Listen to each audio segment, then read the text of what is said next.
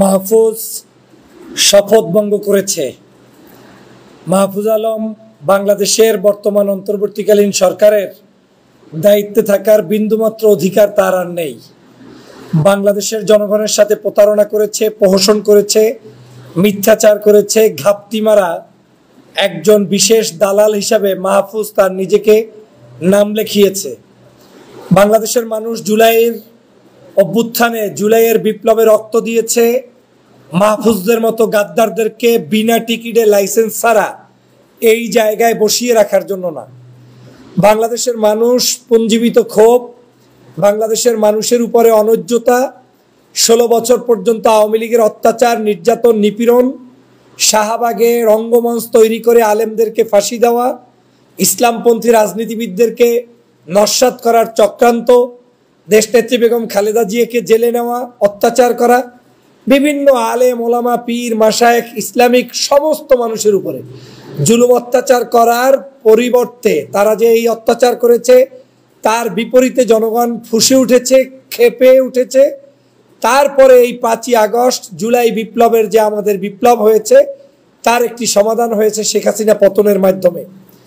কিন্তু আমাদের এখানে ঘাপটি মারা কিছু লোক যারা নিজেরাই আমি কোনোদিন দেখি নাই, না মিডিয়াতে, না কোনো লেখালেখিতে, না কোনো টকশোতে, না কোনো জাতির বিবেক।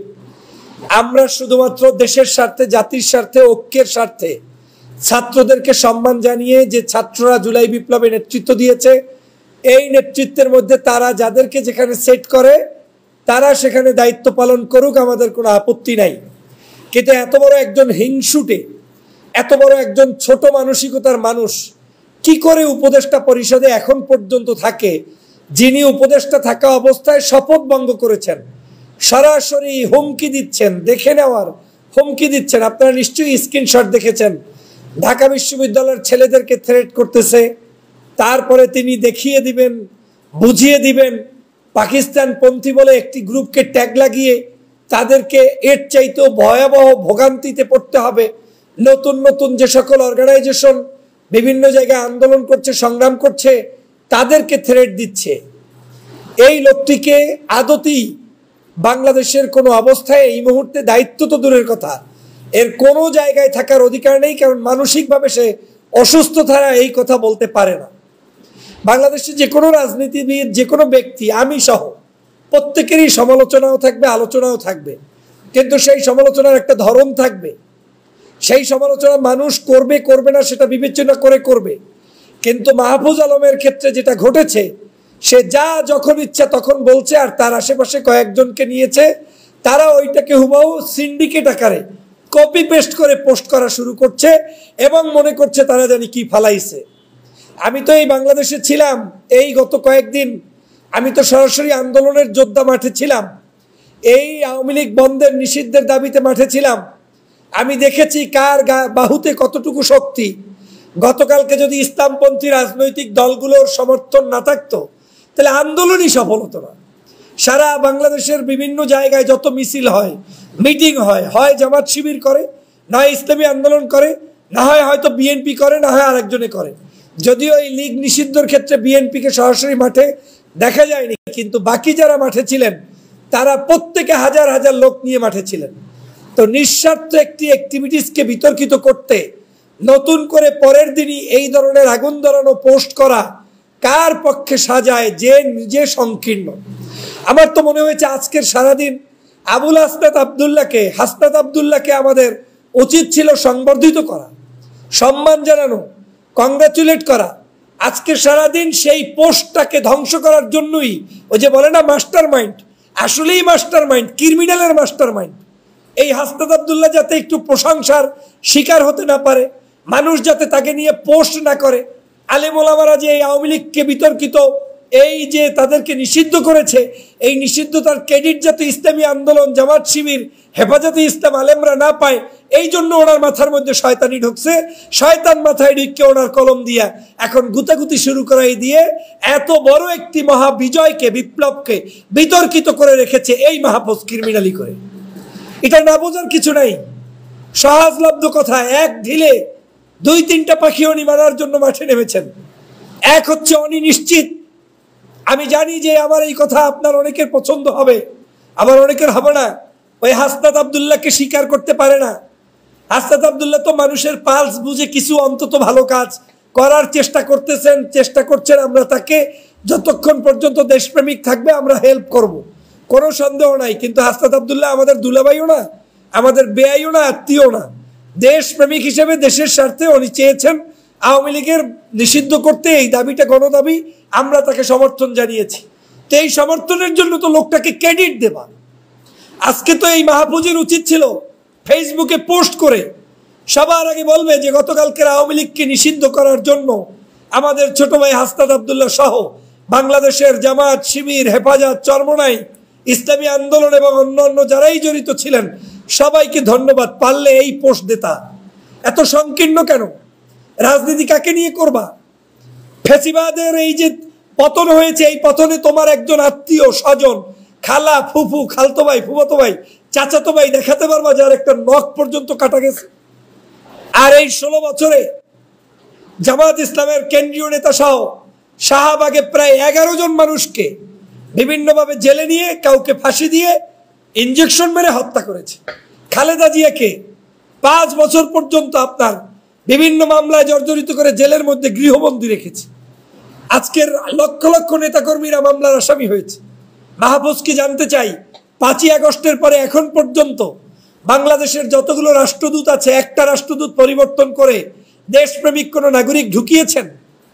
বাংলাদেশের কোনো অফিস, আদালত, পুলিশ, সচিব কোন জায়গায় দেশপ্রেমিক মানুষটাকে ঢুকিয়েছেন? পারলে সেটার প্রকাশ করেন।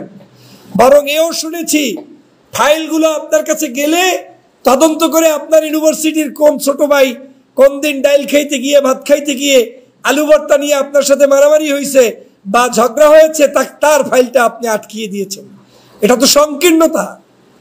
শিবির করেছে, জামাত করেছে, বা পছন্দ হয় না লোকটা বিএনপির, কিন্তু আপনার পছন্দের না, তাকে আপনি ফাইলটা আটকিয়ে দিয়েছেন। অযোগ্য মানুষগুলো, আমাদের একটা সমস্যা আছে, আমরা ব্ল্যাঙ্ক চেক দিয়ে দেই যাকে তাকে, যখন তখন যাকে তাকে আমরা মাথায় উঠাই, আসমানে উঠাই, আবার আসমানে আপনাকেই তারা আপনার ভোগের শিকার করায়, তখন আপনার কিছু থাকে না। আজকের এই মাহফুজ চরম ধৃষ্টতার পরিচয় দিয়েছে। ঢাকা বিশ্ববিদ্যালয় তোমার বাবার প্রতিষ্ঠান না। এই জায়গায় কোনোদিন তুমি কাউকে নিষিদ্ধ করবা, বন্ধ করবা, এখতিয়ার তোমার নাই। ও বিশ্ববিদ্যালয় আওয়ামী লীগ থাকা অবস্থায়ও সে বিশ্ববিদ্যালয় জামাত শিবির ছিল। তুমি যাদেরকে পাকিস্তানি বলছো, তর্কের খাতিলে ওই পাকিস্তানি পন্থী তুমি কাউকে বানাইও না। ওই পাকিস্তানিরা যদি দেশপ্রেমিক হয়, তোমার লক্ষ্য ওটা কোনো সত্য লক্ষ্য নয়। তুমি 53 বছর পরে স্বাধীনতাকে নতুন করে বিতর্কিত ইস্যু তৈরি করছো। কার কথায়? কিসের স্বাধীনতা শিখেছো? আজ বাংলাদেশে কোনো রাজাকার নেই। রাজাকার থাকলে আওয়ামী লীগ, তালিকায় সর্বশ্রেষ্ঠ রাজাকার ছিল আওয়ামী লীগ। আওয়ামী লীগ বাংলাদেশ থেকে পালিয়ে গিয়েছে। এখন তুমি নতুন করে এই বিতর্ক এনে আজকের এই সকল ফাইজলামির অর্থটা কি? এগুলো হচ্ছে কি বর্ণচোরা। আজকের আপনি খুঁজে দেখেন, আমি চ্যালেঞ্জ দিলাম, এই মাহফুজ নিশ্চিত থাকেন ছাত্র জীবনে হয় জামাত শিবিরের কোনো ম্যাচে লজিং খেয়ে, টাকা পয়সা খেয়ে তারপরে কোনোভাবে পড়াশোনা করেছে, না হয় সারসিনা, চরমনাই কিংবা কোনো কওমি মাদ্রাসায় কোনো একটি বিখ্যাত কোনো দরবার টরবারে কোনো এক জায়গায় আল্লাহ রাস্তে লিল্লা বডিকে খেয়ে পড়াশোনা করেছে। এর বিকল্প না। আমার ইতিহাস জানা আছে, ম্যাক্সিমাম মানুষ ওই সব জায়গা থেকে যখন বের হয়, খাওয়া দাওয়া করে, ফ্রি খায়, তারপরে গিয়ে তাদের কৃতিত্ব পর্যন্ত স্বীকার করে না। হঠাৎ করে নতুন করে নব্য মানবাধিকার সাজতে চায়, নব্য আপ টু ডেট সাজতে চায়, ব্যাকগ্রাউন্ড ইতিহাস ভুলে যায়। আমি এই সত্য কথাগুলো বললাম, ওনার সংশোধন হওয়া উচিত।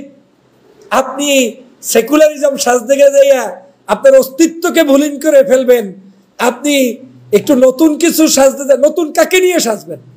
বাংলার জনগণকে নিয়ে আপনার নতুন কিছু করতে হবে। বাংলার জনগণ কি চায় সেটা আপনি দেখেন নাই? এক রাজাকার শব্দ উচ্চারণের কারণে শেখ হাসিনার পতন হয়েছে, ওর বংশ শুদ্ধ নির্বংশ হয়ে গিয়েছে, দেখেন নাই? আপনি কি চান? কি মনে করছেন দেশের জনগণ? আপনার কথায় একটা কাউয়া পর্যন্ত রাস্তায় নামবে? আমি তো আজকের ভিডিওতে চ্যালেঞ্জ দিয়ে এক জায়গায় বলেছি, 50 জন লোক যদি এই মাহফুজ দায়িত্ব ছেড়ে দেওয়ার পরে শাহবাগে হাজির করতে পারে, জীবনে কোনোদিন রাজনীতি করবো না, লেখে রাখেন।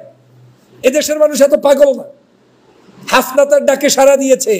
কমন ইস্যু, আওয়ামী লীগ নিষিদ্ধ করতে হবে। হাসনাতের উপরে কিছুটা আস্থা অনেকের হয়তো আছে, সে কারণে গিয়েছে। কিন্তু হাসনাতও যদি এই মাহফুজের পক্ষে অবস্থান নেয় কিংবা এই সব আসিফ নজরুলের গুণগান গায়, ওরও তো মানুষ তখন তার পিছনে হাঁটবে না। কেন জানেন না এদেশের মানুষ কার পিছনে কখন হাঁটতে হয়? আমরা জাতীয় কমন ইস্যুতে আমরা ঐক্যবদ্ধ, কিন্তু তোমাদের কারো কাছে আমাদের জায়গা জমি বিক্রি করে দেই নাই। তুমি যা ইচ্ছা তাই বলবে, এই তুমি কে? তুমি যে বললা দেখিয়ে দেবা, কাকে কি দেখাই দেবা? তুমি আওয়ামী লীগের মতো করে হুঙ্কার দিচ্ছ নাকি? গুম করবা, খুন করবা, মামলা দিবা? এসব শয়তানের জন্য কি তোমাদেরকে এই বর্তমান সরকারের মধ্যে ঢুকানো হয়েছে? জুলাই বিপ্লবটাকে বেহাত করে দেওয়ার ষড়যন্ত্র চলছে। প্রিয় সহযোদ্ধা ভাইরা, এটা একটি গভীর ষড়যন্ত্র ছিল। আওয়ামী লীগকে নিষিদ্ধ ওরা করে নাই। আমরা সবাই মিলে যখন রাজপথে নেমেছি তখন বাধ্য হয়ে এই আওয়ামী লীগকে নিষিদ্ধের গেজেট প্রকাশ করেছে।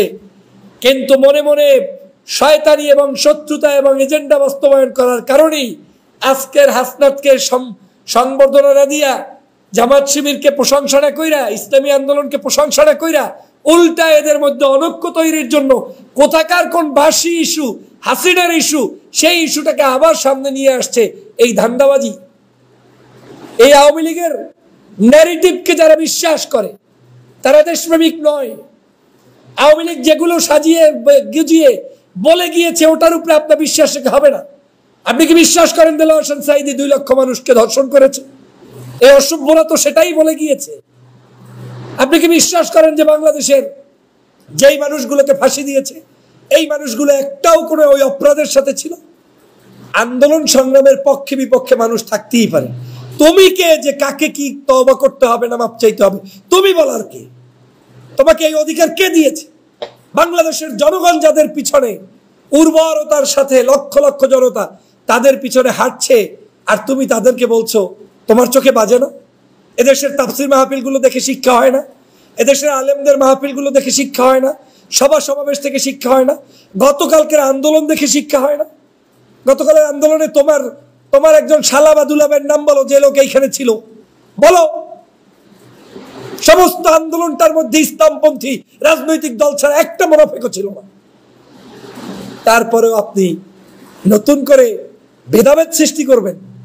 এইসব মুনাফিকি চলবে না, চলবে না। এগুলো হাসিনার তৈরি, আর এই হাসিনার তৈরি মাল, পচা মাল বিক্রি করার জন্য রাস্তায় এসেছেন কায়দা মতো। আপনি তো থ্রেট দিচ্ছেন, পারলে জামা পায়জামা খুইলে একটু রাস্তায় আসেন। আসেন, আপনার সরকারি বাহিনী নিয়েই আসেন। আসেন শাহবাগে, চ্যালেঞ্জ নেন। পারবেন কিছু করতে? শিক্ষা অর্জন করুন, হাসিনার পতনের মধ্য থেকে শিক্ষা অর্জন করুন। আর কে বানিয়েছে মাস্টারম্যান? আমি তো কিছু বুঝি না। কি কারণে? আপনি কে? কেন?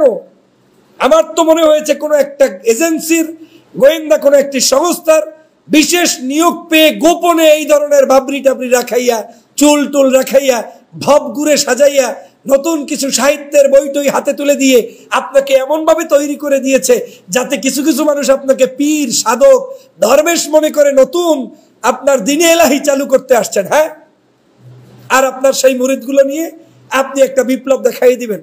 এই বিপ্লব এখানে চলবে না। এটা বাংলাদেশ, বাংলাদেশের মানুষ, আজকের এই বাংলাদেশের জনগণ ঐক্যবদ্ধ হয়েছে।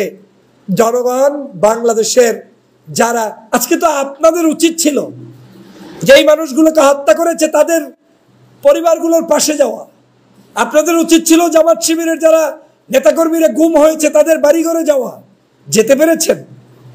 একটু শোক প্রকাশ করেছেন? চরমনাইয়ের পীর সাহেবকে মেয়র ঘোষণা করতে পেরেছেন? পারেন নাই। তো সবই তো টাউটবাটপারি করছেন। এজন্যই আমি দুঃখ নিয়ে বলি, আলেমরা নির্যাতিতই থাকবেন, আলেমরা এরকম জুলুমের শিকারী থাকবেন। এটা আপনাদের শাস্তি। আবেগ দিয়ে, ভালোবাসা দিয়ে যাদেরকে তৈরি করেন তারাই আপনাদেরকে দাড়ি থাকার কারণে, টুপি থাকার কারণে, ইসলাম থাকার কারণে আপনাদেরকে মূল্যায়ন করতে চায় না। কত বড় ব্যাককল না হলে এই ধরনের কাজ কেউ বলে? ঢাকা বিশ্ববিদ্যালয় তুমি কে? আজকের এই ভিপি নূর ভিপিও হইতে পারতো না যদি ঢাকা বিশ্ববিদ্যালয়ে ওই যাদেরকে তুমি এখন বলো রাজনীতি করতে পারবো না, ওদের ভোট না পাইতো। রাজনীতির এক এক দোলা চলে, অনেক কিছু পরিবর্তন হয়েছে। এত সহজ মনে করিয়েন না। যারা মনে মনে ভাবছেন যে এই ধরনের কিছু কথা বললে মনে হয় একটা গ্রুপ তৈরি হবে, কিচ্ছু হবে না, সর্বোচ্চ ইমরান হইতে পারবেন শাহবাগের, আর ওই লাকি হইতে পারবেন, জনতার ভালোবাসাও পাবেন না, মানুষের ভালোবাসাও পাবেন না। প্রিয় সহযোদ্ধা ভাইরা, আমি সে কারণে বলছি আমাদের এই উপদেষ্টাদের প্রথমে ক্ষমা চাওয়া উচিত, দ্বিতীয় হচ্ছে তাদের পদত্যাগ করা উচিত, কারণ তারা নৈতিকতার জায়গায় মেজাজ হারিয়ে ফেলেছে এবং তাদের পদত্যাগের জন্য আমাদের কথা বলা উচিত। আমি